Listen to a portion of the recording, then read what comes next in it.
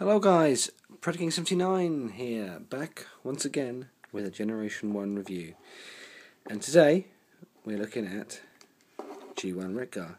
And this is a very special review. And the reason for this is because of all the Generation 1 toys that I have, this is the only one that was originally mine as a kid. Now, the vast majority of the G1 figures that I collect, I had as toys, but I since lost in the ether of time, or the ether of time, to jumble sales, to the bin. We're long gone. Now, this guy, I was at my parents' house,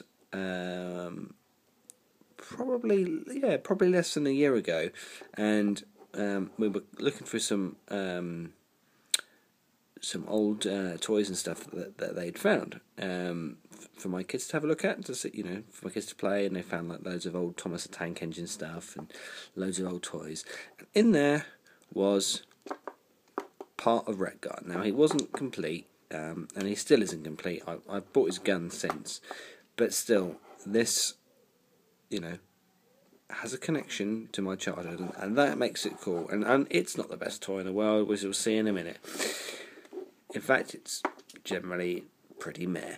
But the fact is that this is one of the original bots, or the only bot that I had that has survived, 30 odd years, and I still have it. So that's cool. And because of that, I'll never sell it. I wish that I had kept all my original toys, but these things happen, and now you spend copious amounts of money replacing the things that you had as a child. So, such is the irony of vintage toy collecting.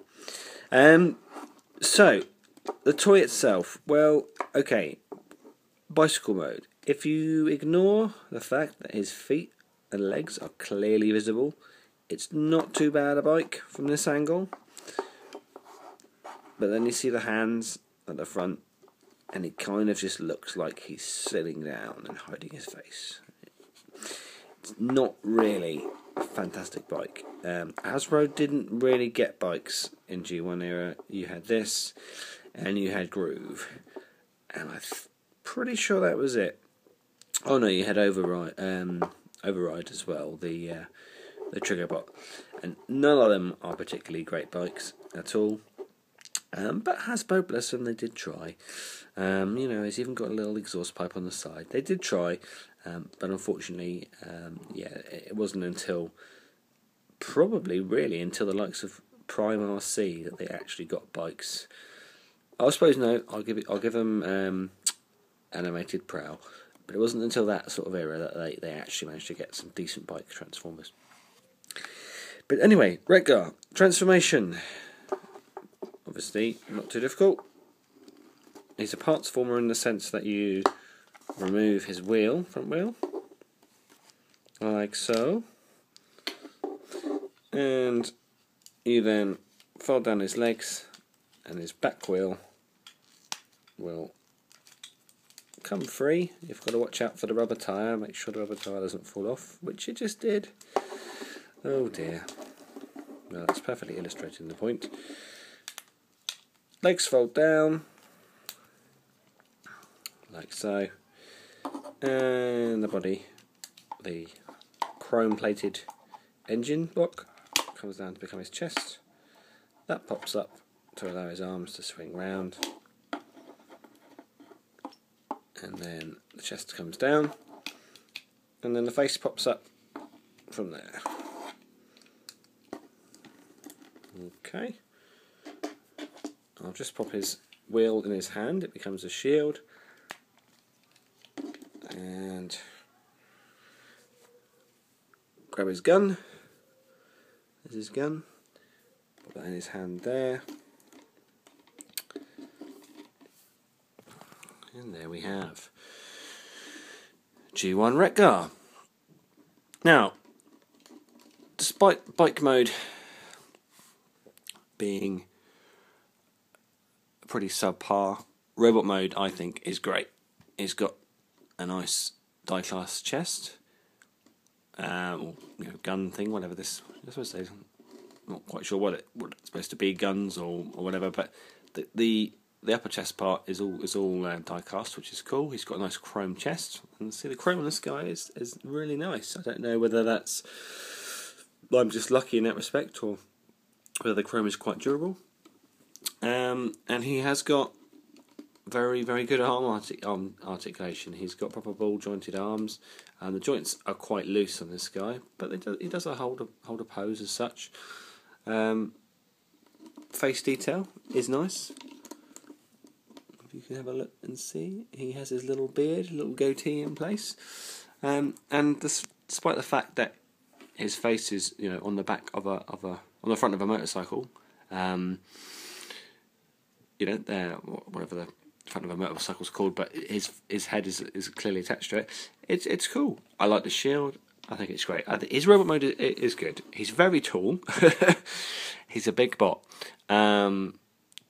He'd probably be Voyager's sort of size now, if he was a modern bot. But he's a nice robot mode. I do like robot.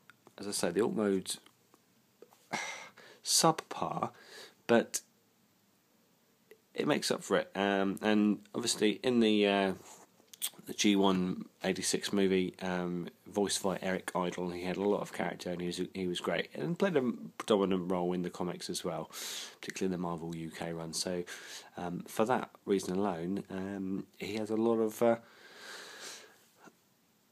character about him. Now, he's not complete. He also comes with a little axe thing, which I haven't bothered to get because it seems to be about a tenner to pick up on its own, and he's got a gun and a shield, so he's got nowhere to carry it. He hasn't got 3 hands, obviously. You can attach the axe onto this here and make it some kind of bizarre weapon, or put the axe in his hand and attach that to it, but it looks really stupid.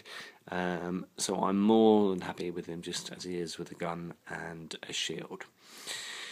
Things to watch out for. Standard stuff with rubber tyres. Obviously the size of the rubber tyres means that they are very likely to come off and go missing, as I illustrated earlier whilst transforming him. Therefore you'll see a lot of these come up with no rubber tyres, and the rubber tyres themselves seem to be quite difficult to get hold of. Try and get one with a wheel, because the wheels seem to go for about 20 quid on eBay. Thankfully, I've got a vintage wheel, so I didn't need to bother buying one, but they are very expensive to pick up. The chrome as well, as he's got chrome, I assume that that there is going to be problems with chrome wear, although as I say on this guy, it's very nice, which is unusual for a vintage G1 bot. Most of the chrome bots that I've got, the Dinobots, Insecticons, etc., do suffer from chrome wear. And you can see on this guy as well, because of the die cast, he's got some paint chipping as well, but things to be mindful of. The only other thing is he's got steering handlebars, that's the word, handlebars on his back, and just be mindful that they are there, because they do. I have seen some which they've snapped off. Price wise, he does seem to fluctuate quite a bit, but you're looking at, for a complete one, whoa, fallen over, for a complete one you're looking at around about the £35 mark, although there is some fluctuation with that. As I say, as a parts former, it's very expensive, particularly with the wheels, so try and get one as near to complete as you can get. As I say, with a gun and a close combat axe weapon, you don't necessarily need all of them. It depends if you're completist, but for display purposes, he looks fine. Okay, that's a quick review of Generation 1 Wreck-Gar. As I say, the only surviving toy of mine from back in the day. So a special place in the heart of this Transformers reviewer for that, if nothing else. Okay, guys, back in real soon, no doubt with a pre-order assembly vlog. because I am getting rather excited. Although I've tried not to mention auto assembly in this video, it's not long to go now. So back again soon, and I shall see you next time. Bye for now.